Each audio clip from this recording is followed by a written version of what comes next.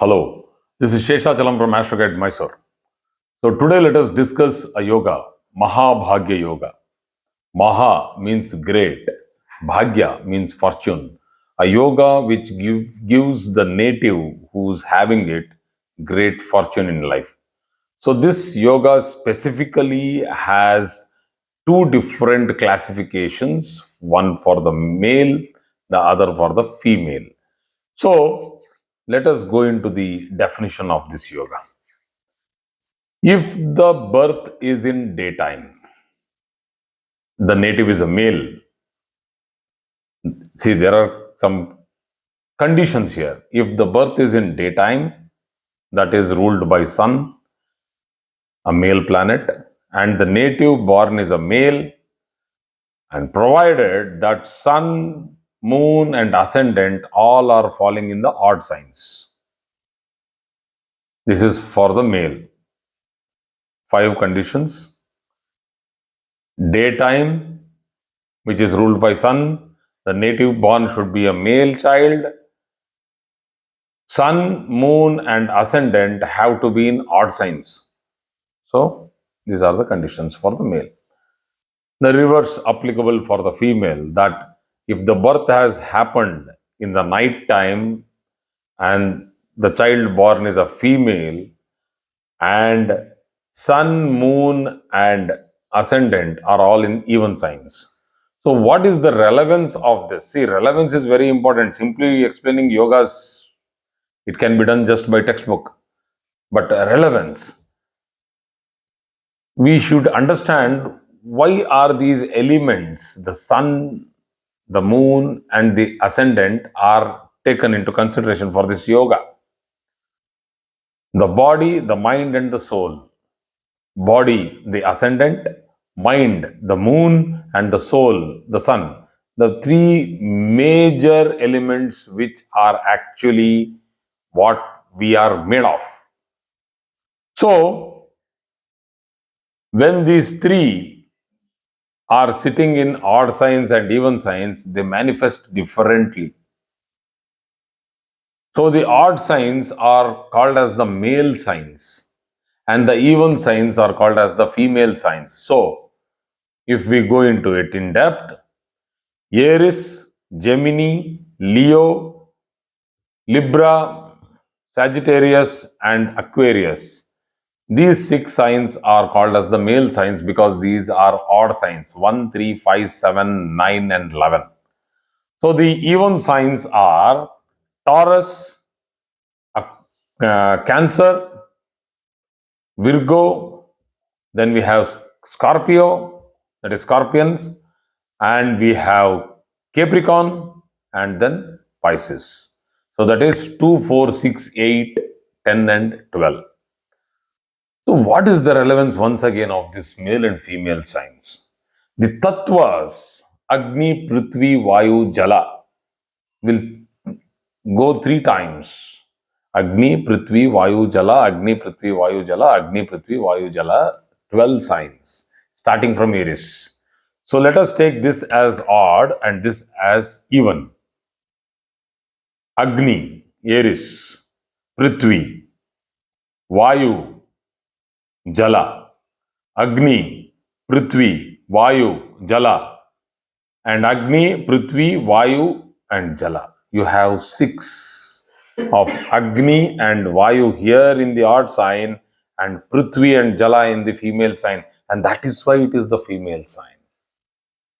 So, what is the relevance of Agni and Vayu? Both which cannot be encapsulated, kept in a place, very difficult to hold it in one place. It is not a sthira, it is unstable. That is a male. He always wants to be active or should be active. Movable, always thinking. He is a protector, the Agni. He is a traveler, Brahmara. He has to keep, exploring, seeking, trying to make new things happen so that his community, his family, his society will get something good. So he is a facilitator. He is the one who gives and provides. So that is a male. So that is Agni and Vayu. They travel, they go to places and come back. Prithvi and Jala, they both are together. Prithvi, more of a female character, like they want to establish in a place, want a big house, want a family, want their surroundings, wants their friends. They are more into their own space. Male keeps going out of the space, sometimes dangerously, but I'll not go into that particular point. But still, that is why we tell the characters of planets are directly related to the character of the human being, and that is how it has been, synchronized. So, females, they are fixed in their processes. It's not that all females are like this. That is because their sun, moon, and ascendant might not be in the odd signs, or sorry, in the even signs. It might be in the odd signs. Gender wise, a person might be born a female with male attributes, and a male, gender wise, can be born a male with more feminine or female attributes like caring, affection, loves family, loves, the house. There are many other things which you can relate. So, female means memory. This should be understood by the path of a river. It never deviates. You might tell me the scientific cause. I am talking about more of in the philosophical sense. You might tell me the scientific cause that the river's path is already decided because the undulations of the earth and the topography decides where the water has to flow from which height to the which slope. I know that, but I am talking about the psychological part of it. That this is Tattva, that the river knows from where it has flow, where it has to flow to where to. It knows the path. Only when it becomes aggressive, it will cause floods. This year, you are going to see a lot of that, lot of hurricane and lot of floods, and all that because you have two major planets in the female Rashi, in the female sign, which are going to create havoc.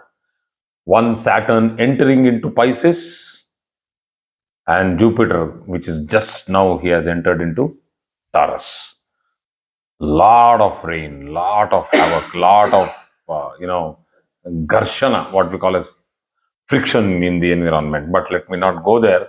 Mahabhagyayoga, a person who will be fortunate is because of the virtues which are taken from the rashis, from the nakshatras, into the planets which is placed there, into the planet which is placed there, like the sun, moon, or the ascendant point, and then it gets converted into character, virtue, the whole lifestyle of the male or the female who is in this world and would manifest in a good future.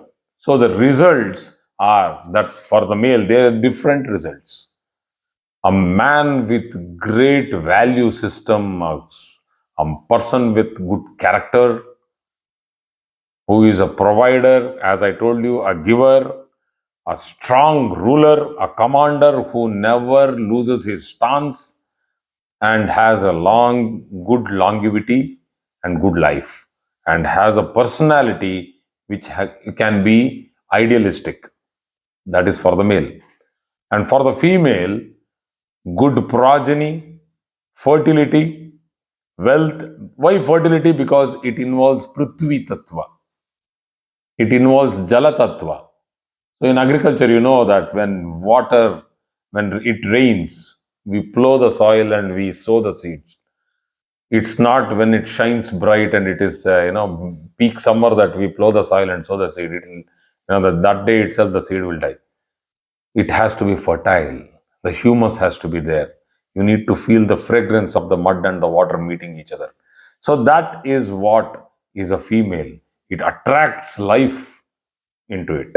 So, and it also gives life because it's abundance. You put one seed, it will give you millions out. So that is the abundance a female can give. So that is the quality of a female.